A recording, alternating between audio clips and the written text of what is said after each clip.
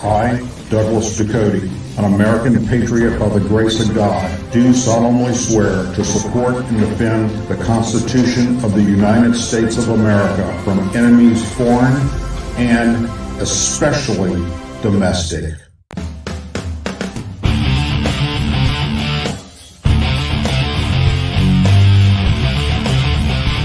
I, Douglas Ducote, an American patriot by the grace of God, do solemnly swear to support and defend the Constitution of the United States of America from enemies foreign and especially domestic. Say it with me. I pledge allegiance to the flag of the United States of America and to the republic for which it stands, one nation, under God, indivisible, with liberty and justice for all.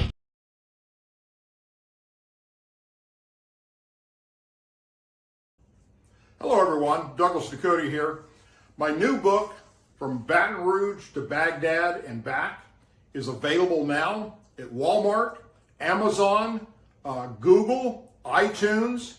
Please check it out.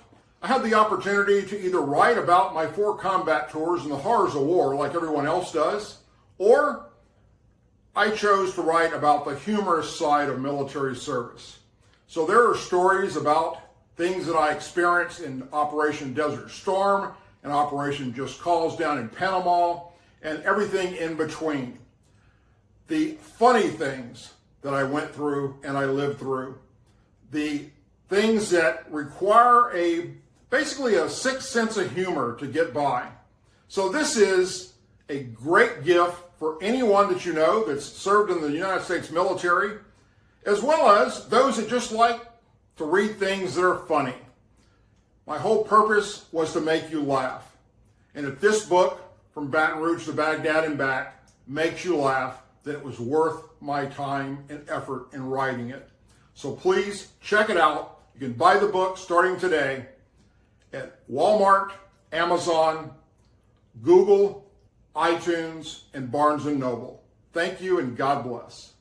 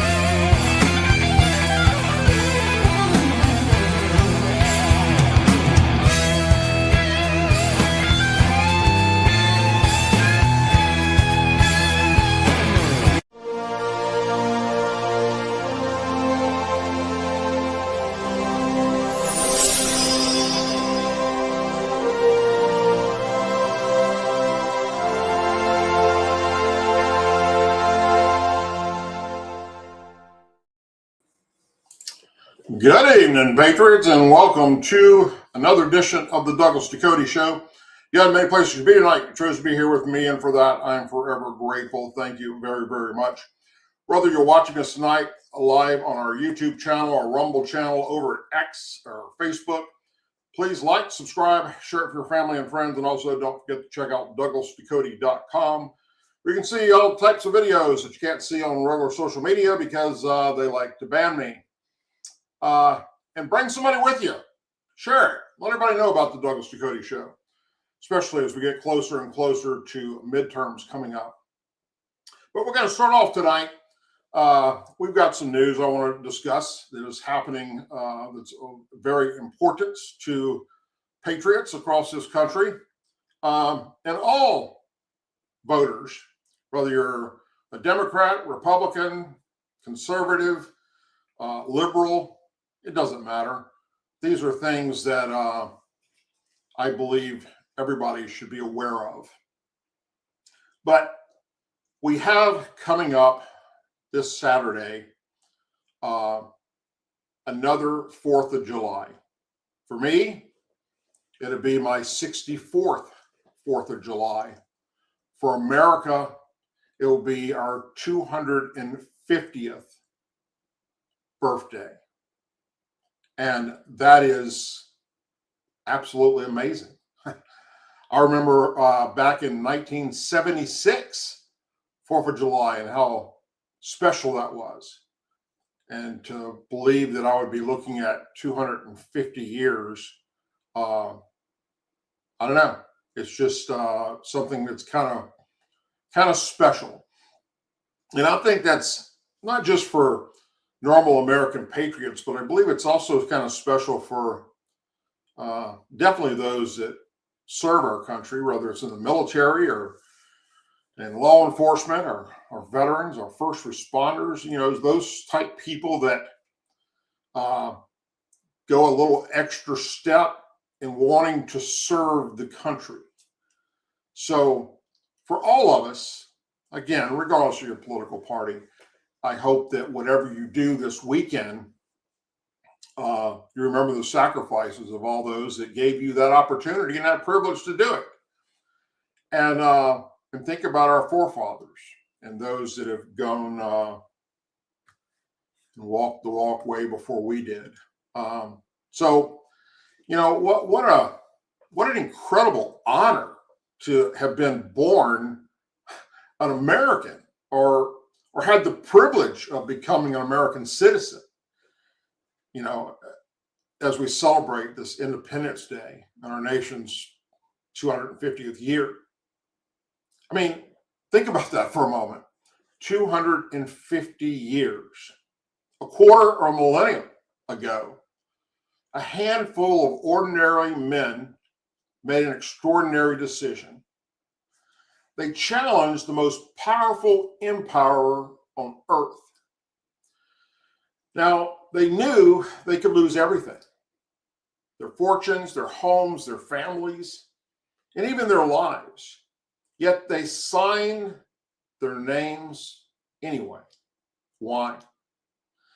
Well, because they believed there were things more valuable than comfort, more valuable than wealth, even more valuable than life itself. They believed in liberty. They believe that every person is created equal and endowed by our Creator with certain undeniable rights. They believe that government exists to serve the people, not the other way around. On July 4th, 1776, they did not simply declare independence. They declared an idea so powerful that it changed the course of human history. Think about that. That idea became the United States of America, but freedom was never free. The ink on the Declaration had barely dried before American patriots picked up their muskets and marched into battle. Farmers became soldiers, blacksmiths became soldiers, teachers, preachers became soldiers, fathers and sons stood shoulder to shoulder, knowing many would never come home. From the frozen camps at Valley Forge to the victory at Yorktown, they endured hunger, disease, unimaginable hardship, and sacrifice. They fought not because victory was guaranteed. They fought because freedom was worth fighting for. Generation after generation answered that same call. Many of you watching tonight answered that call, or a family member did. Maybe it was a parent, maybe it was a sibling. a friend of yours, a cousin. Americans fought to preserve the Union during the Civil War. They crossed oceans in World War I and II. They stormed the beaches of Normandy. They fought through the islands of the Pacific. They stood against tyranny during the Cold War. They answered the call in Korea. They answered it in Vietnam, in Grenada, in Panama. They answered it in Desert Storm, Afghanistan, Iraq. Every generation has produced young Americans willing to leave behind the people they love to defend people they've never met. That is the American military. As someone who proudly served the United States Army, I can tell you something American people should never forget. The men and women who wear our nation's uniform come from every state, every race, every background, and every walk of life. But the moment they raise their right hand and take that oath, they become one family. They stand under one flag. They defend one constitution. They protect one nation. That flag, that's not just a piece of cloth. It represents every battlefield where Americans bled. It represents every folded flag handed to a grieving family. It represents every military cemetery where white headstones stretch further than the eye can see. It represents sacrifice. It represents duty. It represents honor and freedom. As we celebrate this 4th, let us remember those who never came home. The empty chairs at the dinner tables. The parents who buried their children. The husbands and wives who waited for a knock on the door that forever changed their lives. The Gold Star families whose sacrifice continues every single day, even right now as we're still locked in this engagement in the Middle East.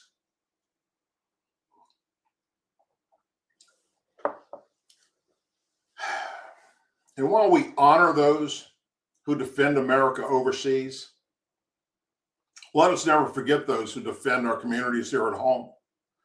Our law enforcement officers and firefighters and emergency medical personnel, doctors, nurses, dispatchers, the men and women who answer the phone when someone calls 911 in the worst moment of their life. They don't ask for your vote. They don't ask who you voted for or your race. They don't ask your religion or how much money you make. They just simply respond, running towards danger while others run away. They deserve our gratitude. It's because of them, those brave men and women today that are serving and our forefathers before us. It's because of them that we have the freedoms we do. They deserve our respect and they deserve our prayers. But America has never been built by soldiers and first responders alone. America was built by every single day hardworking citizens. The truck drivers hauling freight all across America while the rest of us sleep. The farmer who raises before sunrise, the welder, the mechanic, the nurse, the teacher, the carpenter, factory workers, the linemen restoring power after storms, the small business owner, the fisherman. Those people risking everything to provide for their family. Ranchers, construction workers, the moms and dads working overtime to give their children opportunities they never had. These Americans rarely make headlines. Yet, They're the backbone of this nation. You are the backbone of this nation. Every honest day's work strengthens America. Every tax-paying citizen helps keep this country moving forward. Every parent teaching responsibility, integrity, and love of the country is building the next generation of Americans. Patriotism is not measured by words alone. Patriotism is measured by responsibility, by character, by service, by keeping your word, by loving your neighbor, by respecting the Constitution, by raising children who understand that freedom comes with responsibility. Our founding fathers understood something many have forgotten, and that is that freedom is fragile. It survives only when good people are willing to protect it. The Constitution is not self-enforcing. Liberty is not self-sustaining. Every generation must decide whether it will preserve what it inherited or allow it to slip away. As we celebrate America's 250th birthday, let us remember that we are not merely beneficiaries of freedom. We are its caretakers, my friends. The torch that was handed to us by Washington and Adams and Jefferson and Franklin and Madison and Hamilton and countless others now rests in our hands. One day it will be passed to the hands of our children and our grandchildren and our great-grandchildren. The question is simple. What kind of America will we leave them? Will it still be a nation where people are free to speak their minds, free to worship according to their beliefs, free to pursue their dreams, free to build businesses, raise families, or disagree peacefully, free to determine their own futures? That responsibility belongs to every American, not just our politicians, not just our military members, not our judges or members of Congress. Every one of us.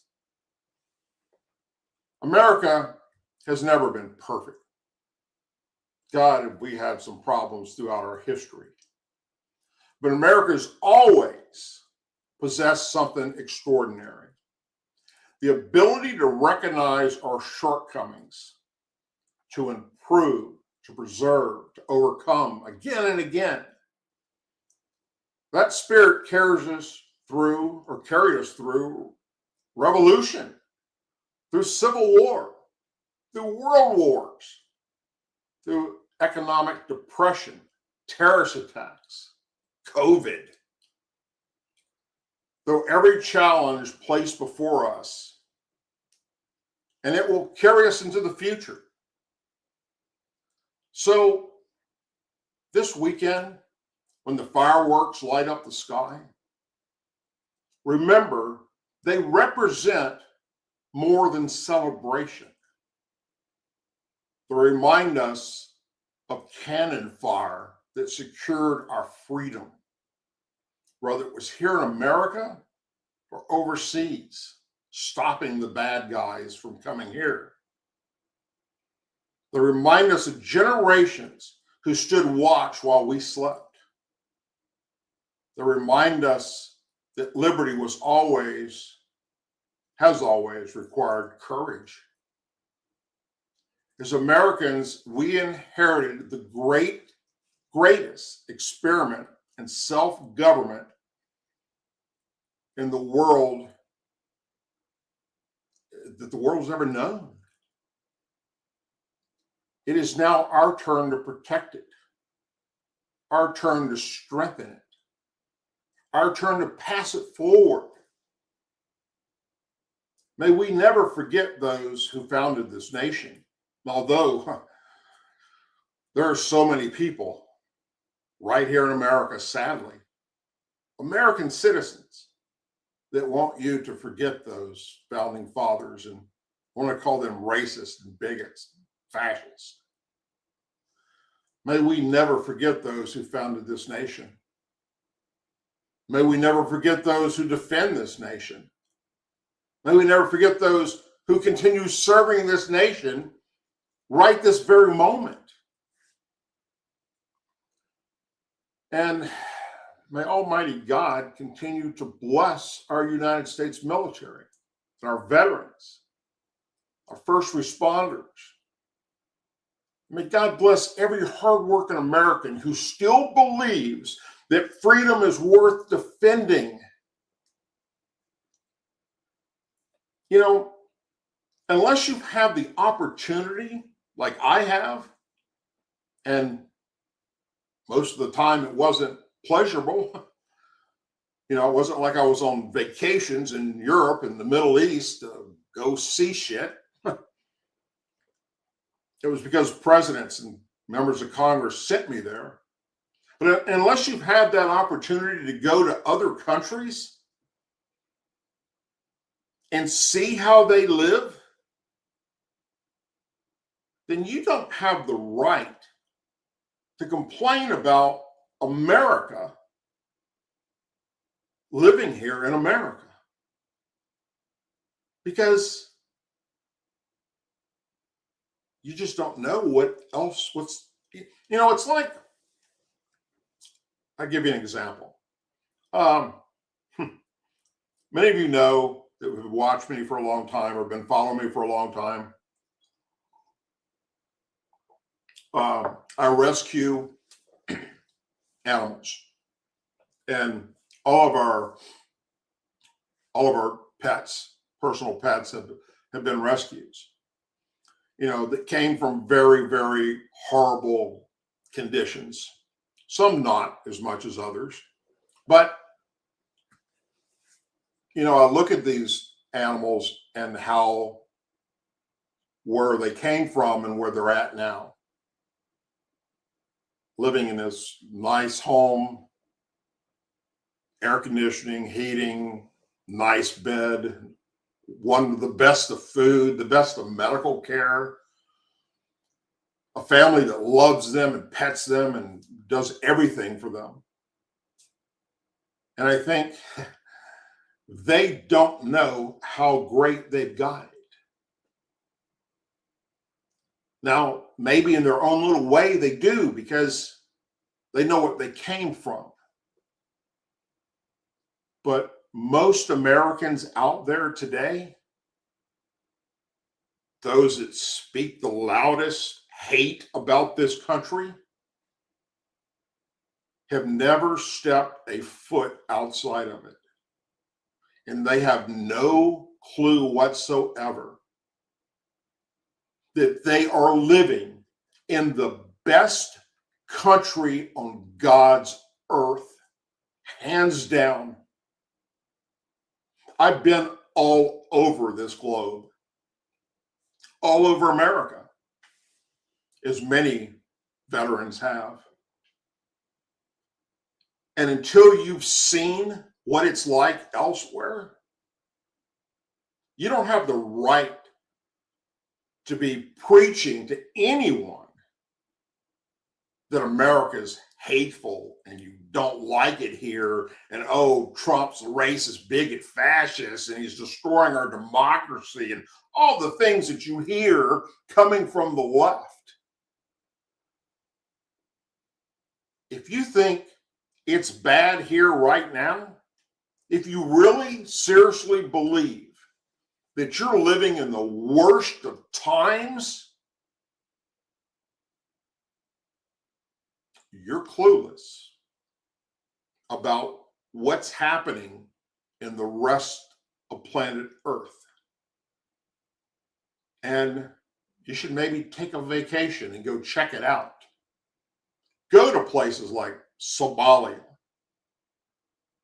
I've been there. Afghanistan, Iraq, Saudi Arabia, Romania, Central South America, Go to places that if you preach like you do here in America about how bad this place is over there, you will either go to prison or death.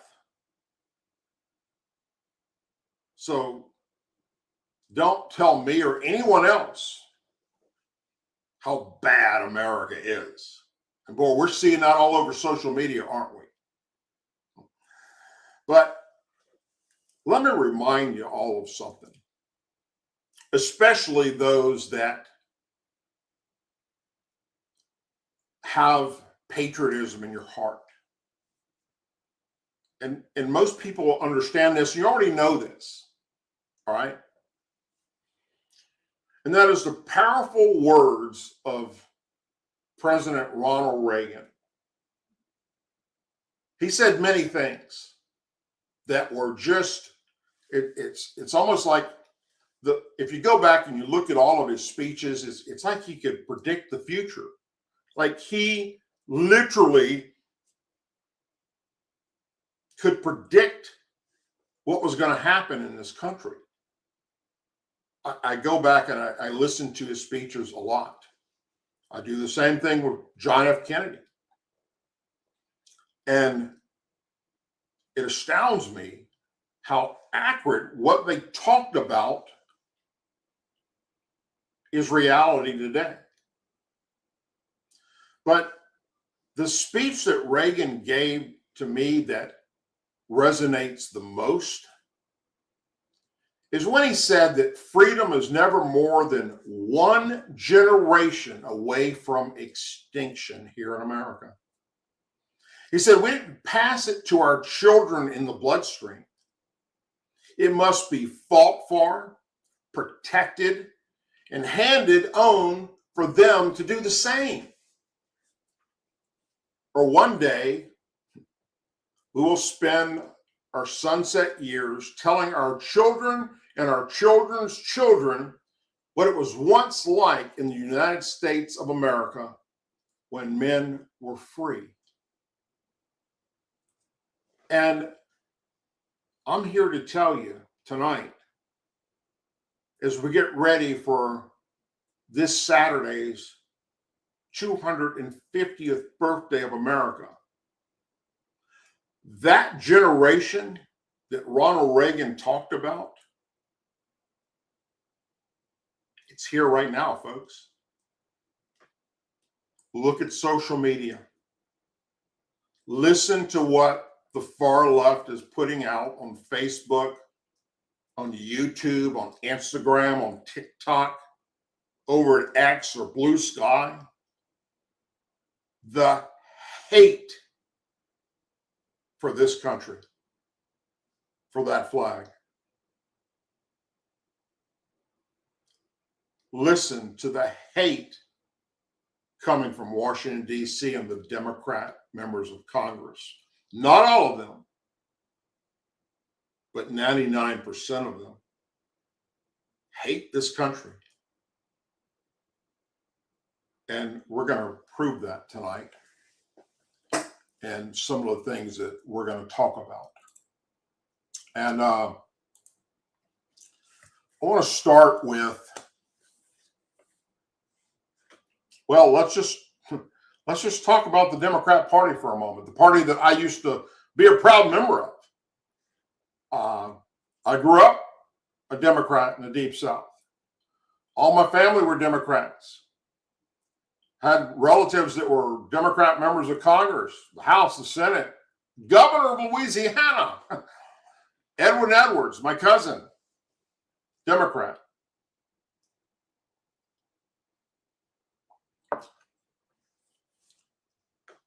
How does the Democrat Party in America, many of the voters, not all of them, many of them, the Democrat members of Congress, Democrat governors, mayors, DAs, judges, former presidents, feel about America and American citizens? Well, I've been telling you for years that they've become more and more anti-American, especially when Donald Trump started using the slogan, "Make America Great Again," AKA MAGA. But they were okay with that slogan when it was coming from a Democrat president. That's what doesn't make any sense to me. I can't wrap my head around this, other than they're uneducated and they don't realize that Donald Trump didn't make this up. You don't believe me? Let's listen to Democrat President Bill Clinton, shall we? Believe that together we can make America great again. I believe that together we can make America great again.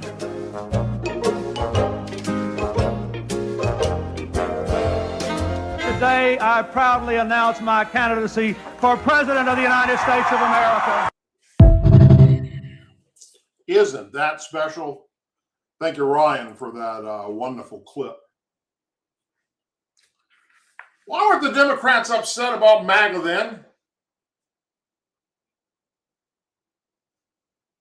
All the things that Trump is doing have either already been tried by Democrats and they were okay with it, or done by Democrats and they were okay with it.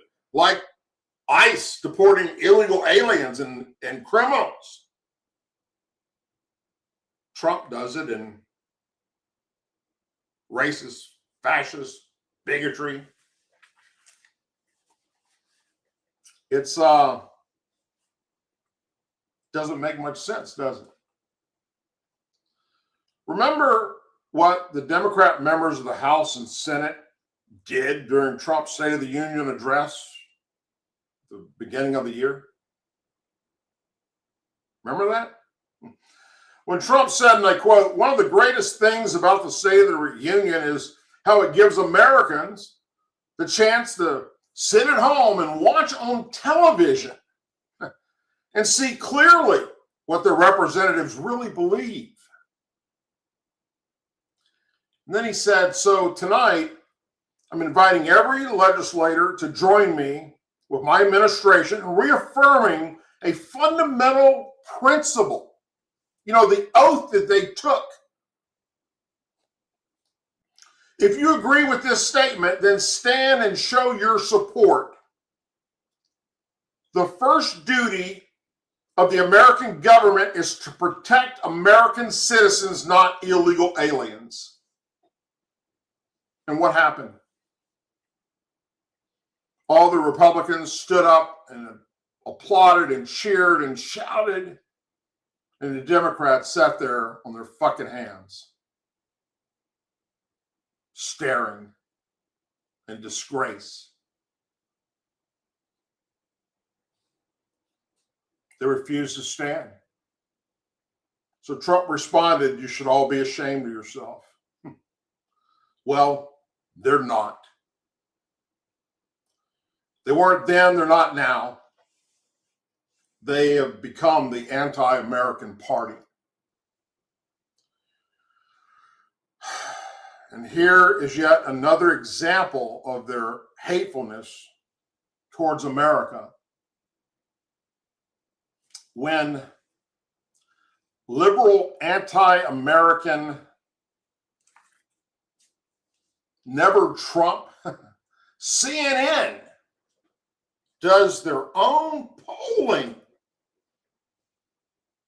asking Democrats a few simple questions and Republicans. And this is astounding, and it's also pretty damn sad.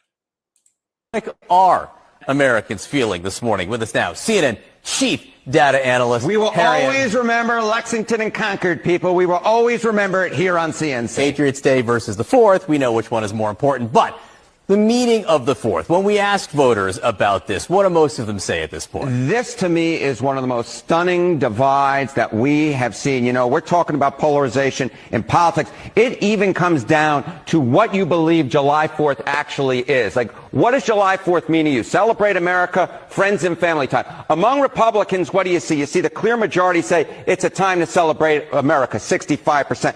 Among Democrats, however, the plurality disagree. Look at that. What do you see? Friends and family time at 42% versus just 24% who say that what it means most of them is to celebrate America. So even on the basic question of what July 4th means to you, we have Republicans on one end saying celebrate America, more of them say that, and Democrats on the other end saying that it means more to them to have time with friends and family. What do they say about the flag? Yeah, okay, so what do they say about the flag? Even on the basic level of flag, look at this. Look at how we have an increasing polarization on this issue. We'll display the flag on July 4th, the American flag. Back in July of 2001, look at this. You had 68% of Republicans, 65% of Democrats saying that they would, in fact, display the flag on July 4th. You come over to this side of the screen, Republicans basically are where they were 25 years ago, right? 64%. But look at that Democratic percentage, absolutely plummeting. Just 27% of Democrats say they will, in fact, display the flag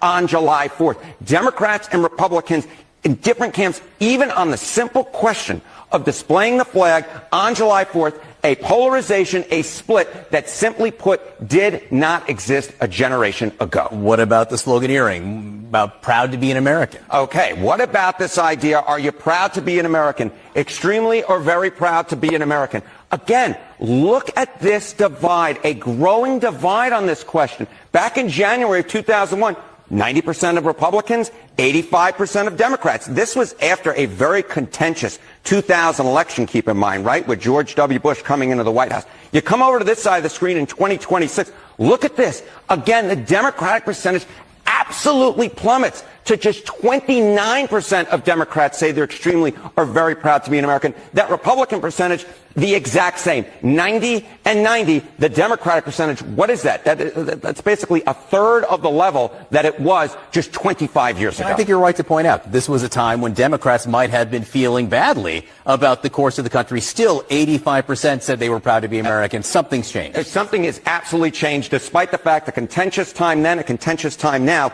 and yet Democrats, that extremely very pride number has absolutely plummeted. Yeah, I know what changed. It's called Trump derangement syndrome. It's called we're okay if a Democrat does all these things, but if Trump does all these things, America is a horrible place.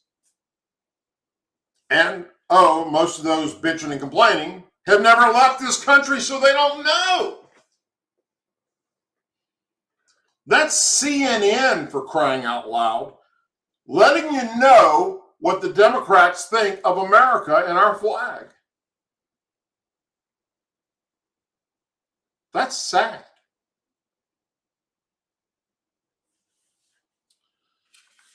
Could it get any worse?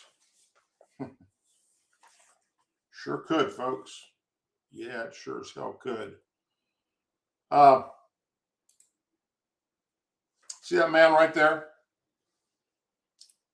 Many of you don't know who that is, unless you're from Pennsylvania. Republican congressman was booted from the Pennsylvania Democrat-controlled state house chamber over his choice of patriotic attire, celebrating the U.S. founding 250th years this week in the Commonwealth. The dispute comes as Americans prepare to celebrate the nation's 250th birthday. America's most prominent swing state has long enjoyed closely divided government, with Governor Josh Shapiro controlling the executive, Democrats holding a one-seat House majority, and Republicans holding a four-seat Senate majority, which has led to dust-up like what happened here with State Representative Eric Davanzo this week. He represents a swath of Westmoreland County between Pittsburgh and Greensburg. Said he was shocked by the reaction of House Speaker Joanne McClendon. When he came to Tuesday's session sporting a red, white, and blue suit and a tie,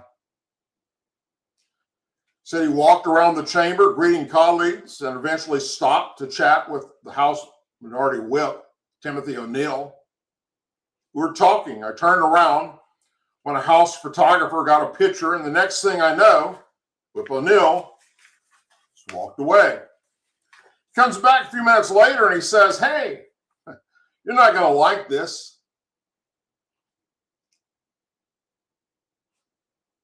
I'm like, "What?" He said, "According to the leader, your attire is inappropriate." I said, "What? Are you kidding me?" Before learning, McClinton wanted him out and off the House floor. He initially decided to stay on the floor despite Democrat leaders' wishes, until a House security guard informed him that McClendon was demanding he either remove that jacket or leave. Instead of taking it off, he chose to walk off the House floor because that anti-American Democrat didn't like it.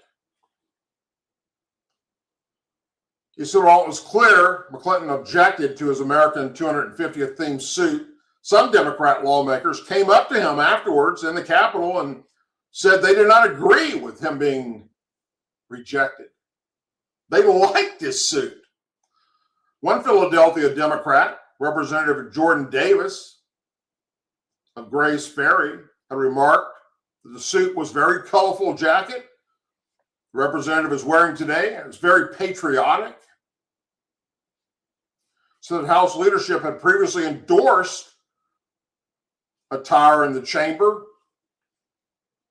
They were asked to dress recently in pride colors because they were going to do a House photo on the floor.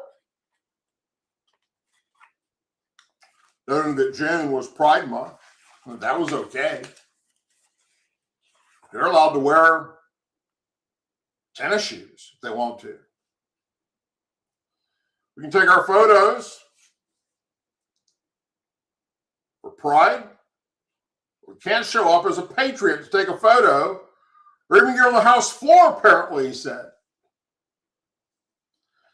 Then he read from a statement from McClendon about Pride Month and how it encourages people to be authentic and love freely. You're only able to love freely because of the brave men and women who died for this flag. They died for our country. And what the House Speaker did is complete hypocrisy. You're allowed to wear tennis shoes on the floor. You're allowed to wear hats. You can even wear camo jackets as if you're going hunting. Everything across the board. But you show up dressed patriotic and you're asked to leave.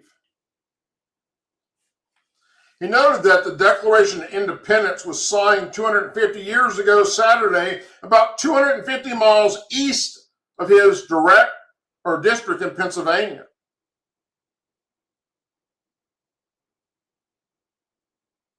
It's amazing, isn't it? That this Democrat, the Speaker of the House there, is so anti-American, like many of the other ones, all over Washington, D.C. and states across this country. My wife had bought me, back home in a district. This is America's 250.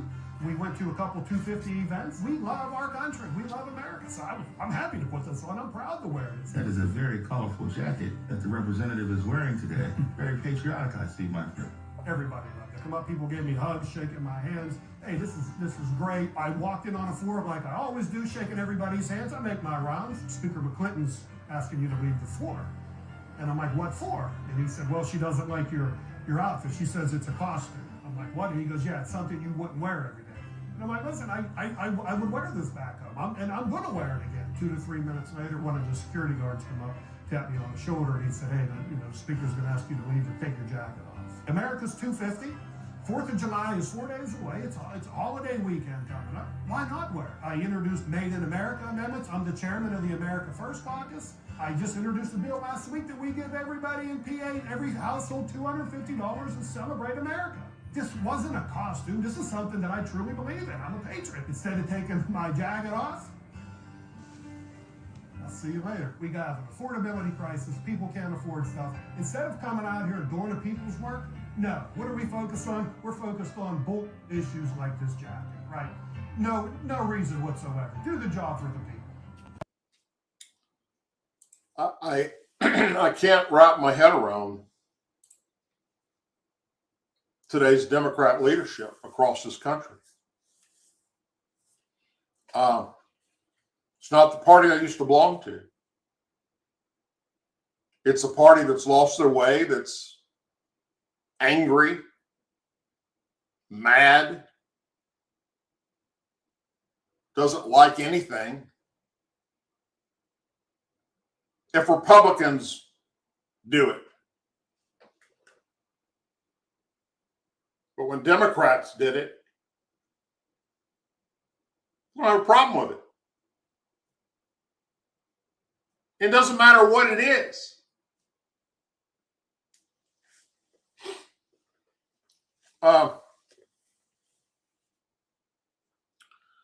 And these hateful anti-American Democrats have infiltrated not just Congress, governorships, DAs, judges. Boy, you're going to this next story is going to really get under your skin, I'm sure. It did mine. And I just can't comprehend how this is allowed to go down in America. Back in 2023, I reported on the death of a Jewish American, 69-year-old husband and father by the name of Paul Keisler. He attended a protest that had both sides, pro and anti-Israel protesters. Well, the anti-Israel protester has pleaded guilty. He took a plea deal to manslaughter because he killed Mr. Keisler during that protest. Happened out in California. And the plea deal, well, first, let me show you who he is. They on the left there holding the Israeli flag is Mr. Paul Keisler, who's dead. The guy on the right is a Muslim.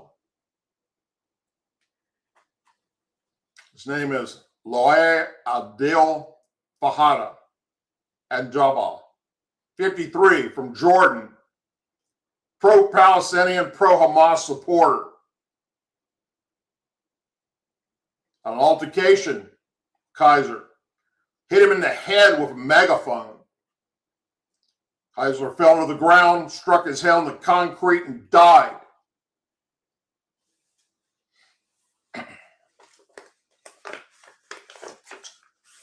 How many years do you think the judge against the DA, against the victim's family statements, how many years you think that Democrat, liberal, activist judge gave this anti-American, Islamic, pro-Palestinian, pro-Hamas terrorist if he pleaded guilty on a plea deal? How many years do you think he got?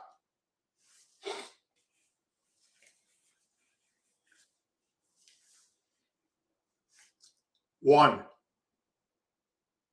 1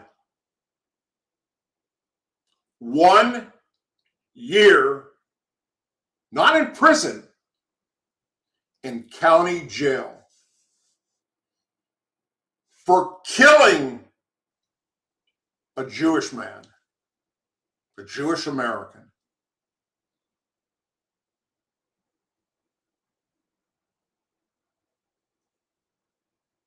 Ronald Reagan was right.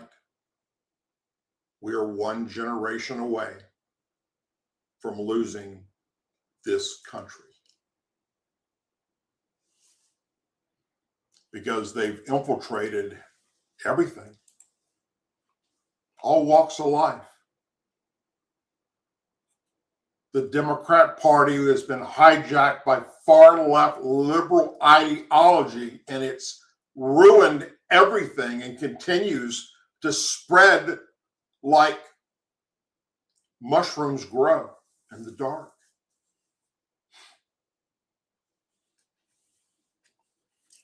And it's 1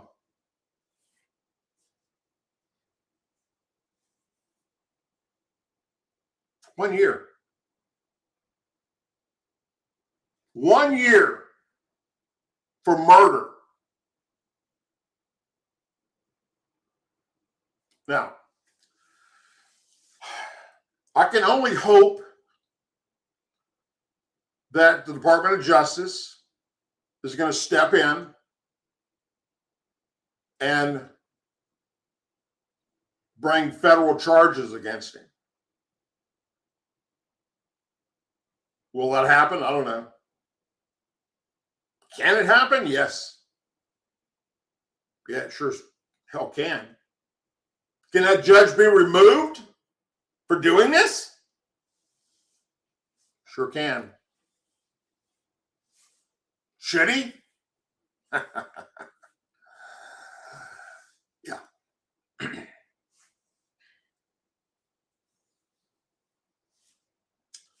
The top DOJ prosecutor responded to concerns that have been raised by Virginia residents and fellow Trump administration officials over alleged slow walking of background checks after a judge temporarily blocked a sweeping assault weapons ban that otherwise was set to take effect on Wednesday.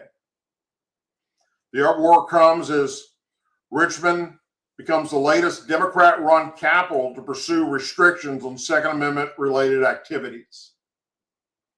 Supreme Court's recent ruling against New York and the District of Columbia's gun laws have given conservatives major legal victories in their effort to challenge similar measures. Amid Virginia's legal fight, critics accuse state police of intentionally, slowly walking background checks to effectively backdoor enforce the law while it's being going through the court system. Assistant Attorney General for Civil Rights, Hermit Dillon, responded that her office is all over this case and other incidents of gun-grabbing nonsense nationally. Dealer in Kilmark, Virginia, sued to block Richmond's new law imposed criminal penalties for selling or purchasing what they call an assault rifle, which critics said is a sweeping violation of what? Our Second Amendment rights. The inclusion of the Kilmark gun store established legal standing in GOP-friendly Lancaster County in Virginia's northern neck, where Judge John Martin blocked enforcement of the law through December 31st. After the ruling, FTC Commissioner Andrew Ferguson tweeted that he encountered what he called an en masse delay in background checks after visiting his local gun store. The checks were handled by Virginia State Police. The top cop at Virginia State Police, which is Colonel Jeffrey Katz, is both a Springsburg appointee and listed the defendant in the Lancaster case. Virginia State Police is delaying background checks, a massive, flagrant violation of our rights. while this is going through the courts, and eventually the Supreme Court will rule that they're violating the Second Amendment. So while it's going through the courts, then a judge allowed to file an appeal. The state police there, who controls, like most do across our country, control everything from background checks to CCWs, concealed weapons permits, and so forth, are just taking their sweet ass time with the paperwork for background checks. So people can't get guns.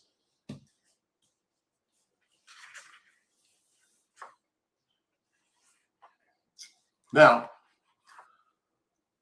did something positive come out of Congress recently? Well, yes.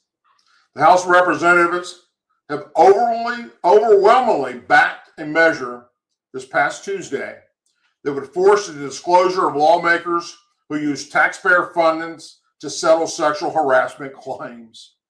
The resolution, which was introduced by Representative Thomas Massey, Republican of Kentucky, would require the House Ethics Committee to preserve and publicly release records related to monetary settlements involving sexual misconduct by members of Congress.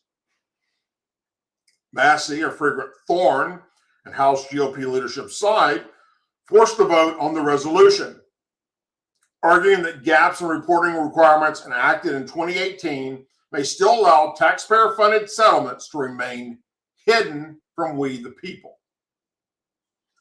The Kentucky lawmaker said he discovered there were no reported cases involving any members repaying sexual harassment settlements since then that he knew of. The resolution would specifically direct the ethics panel in the House of Congressional Workplace Rights to publicly report sexual misconduct cases involving lawmakers and their staff that result in taxpayer-funded settlements. And it's been happening, my friends, with Democrats and Republican members of Congress to silence the victims.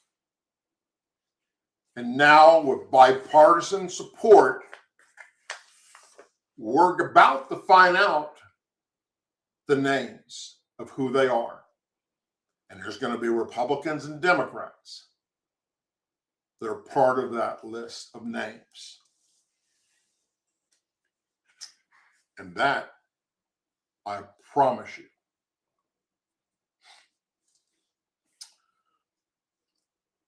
while we're on the subject of Democrats, can things get any more screwed up? California Democrat lawmakers are advancing a new bill that would establish 2 Muslim holidays as state holidays while authorizing the state to develop a new model curriculum for students in schools to acknowledge and celebrate these religious observations in classrooms. The bill, AB 2017, passed the state assembly with a 64-1 vote and advanced to the Senate Appropriations Committee yesterday. Authorized by Assemblyman Matt Hanley, Democrat, San Francisco.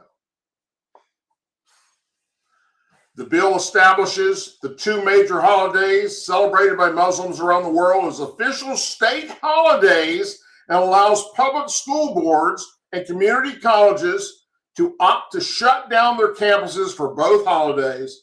Both holidays are traditionally celebrated over 3 to 4 days, but the legislation designates just a single day of observation for each of the state on the calendar. Hanley, in a press release, said the legislation is aimed at protecting religious diversity and recognizing the traditions of the state's 500,000 Muslim residents. California is home to one of the largest and most vibrant Muslim communities in the country, he said. And let me also add to that it's not just California. Minnesota's Muslim population as of tonight is 150,000. New York's is 724,000. New Jersey is 322,000. Michigan is 242,000. Maryland's 190,000. Virginia's 170,000. Massachusetts is 132,000. And now even Texas is 313,000 Muslims. Remember, I've been telling you they're taking over. They want to take over. They don't want to assimilate. They don't want to be part of us. They want Sharia law. They want, well, if you don't believe in their religion, their Allah, then you're an infidel and you should be killed. That's the radical belief. He said their traditions deserve recognition and respect, and that no student should have to choose between celebrating one of the holiest days of their faith and showing up to school. And no worker should feel they have to sacrifice a religious observation, he continued.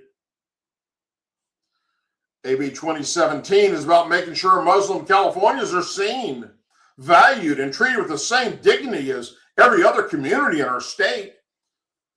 But an under-the-radar provision in the bill's text would bring the celebration of these religious holidays into the classroom has drawn criticism from a prompt conservative advocacy group. According to the text in AB 2017, public schools opted to observe the day can include exegesis, acknowledgement, and celebration the meaning and importance of these holidays. In other words, they're going to do the whole throw it out there, posters, videos, talk to the students, the kids, educate them the whole 9 yards. The bill authorizes the State Board of Education to create a model to teach every kid about this. This is not about teaching, this is encouraging the celebration of a religious holiday. Greg Burt, Vice President of the California Family Council, told the news media. What happened to neutrality? Which doesn't make any sense. Burt argued the bill flies in the face of long-standing state traditional guidelines, neutral guidelines, which prevent teaching about the historic impact of religion, but strictly forbid public schools from acting as a sponsor for religious celebrations of any type. He pointed to traditional school district policies, like those from the Frisco County Board of Education, which explicitly states, while teaching about religious holidays, it is a permissible part of the educational program. Celebrating religious holidays is not allowed in public schools. School-sponsored programs shall not be, nor have the effect of being, religiously oriented or a religious celebration. Burt noted that many school districts have scrubbed Christian holidays and traditions from the calendar, adopted the words spring and winter instead of Christmas break, for instance, and to avoid Easter. California Family Council argued AB 2017 will give preferential treatment to the religion of Islam over others and could create pressure on schools to formally participate in or promote religious observations. However, the official Senate Committee on Education Review stated in its analysis of the bill, through the California Constitution prohibits schools from teaching any type of doctrining of religion in their system. And this is being pushed, by the way, by the American Islamic Coalition. And I've talked so much about, and I'm not saying that, I am not saying that all Muslims are bad people. Just like not all black people are bad, or all white people are bad, or all Mexican people are bad. But there is an element of every religion and every sex and every religion that is, and race that is evil. And I have firsthand experience fighting radical Islamic terrorists. And I've showed you the videos. I've talked about them on this show. I've shared with you what the imams are saying in these mosques across America. The chanting in the streets in New York and Minneapolis. The women in Houston, Texas, wearing full burqas. That's Sharia law.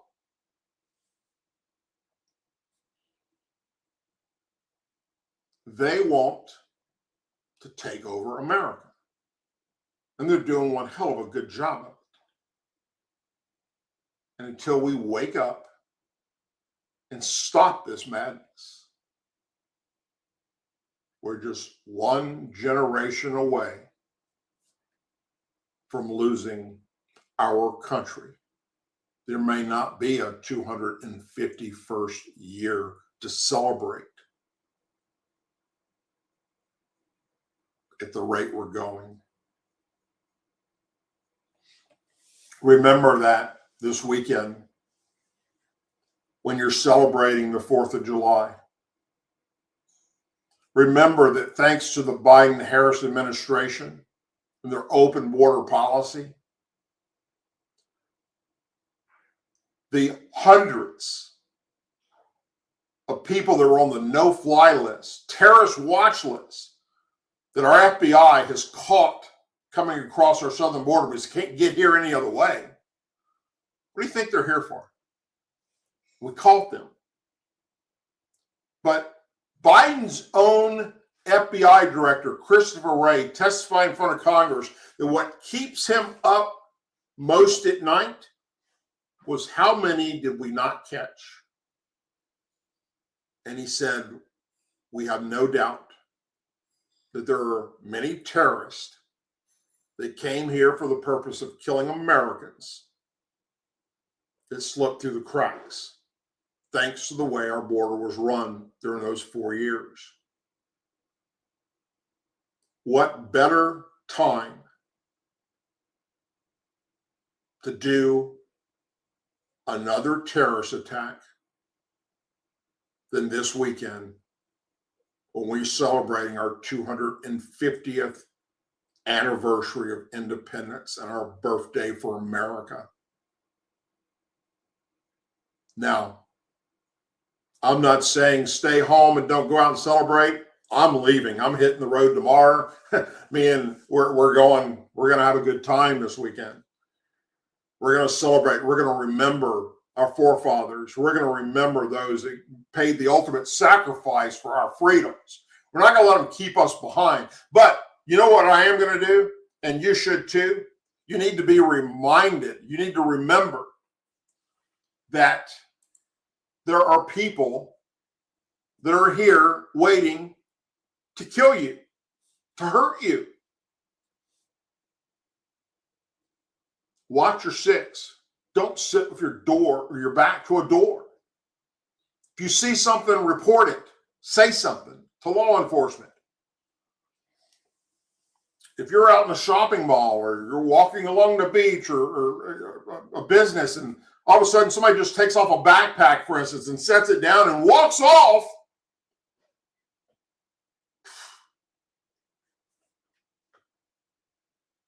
it's not, will we have another 9/11 attack in America? It's when will it happen? And I can only pray to God that it doesn't happen this weekend or that it never happens again. But it will.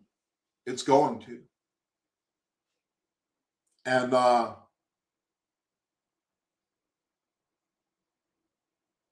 Biden-Harris did that. They did it. They're responsible for the angel families, those that lost their loved ones to illegal aliens that are killing them. They're responsible for the terrorists that are in this country waiting to kill you because you're an infidel. So please be safe this weekend, whatever you're doing. Watch over your family, watch your six, and be prepared, if needed, to defend yourself and your family and your property. I'll be back next week, God willing, for another show. I hope you will join us. Hope you will share it with your family and friends.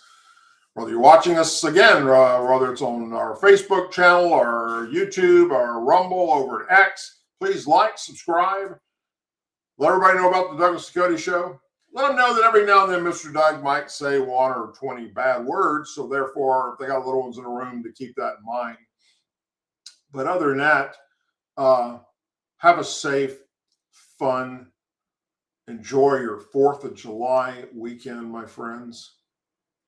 And as always, please say a prayer for our men and women serving in the United States military, our veterans, our law enforcement officers, our first responders, their families, our angel families, our blue and gold star families in our country. May God bless the United States of America and our 250th year. And may God bless each and every one of you. Hope to see you back here again next Tuesday. Take care. Have a wonderful evening. And God loves you. And so do I. Good night, my friends.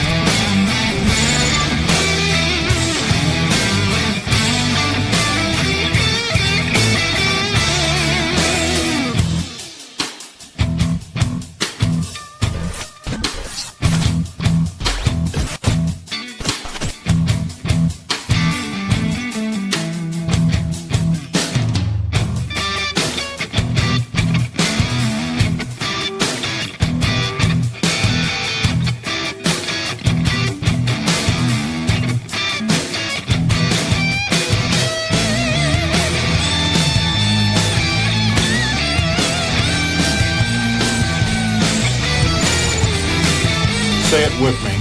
I pledge allegiance to the flag of the United States of America and to the republic for which it stands, one nation, under God, indivisible, with liberty and justice for all.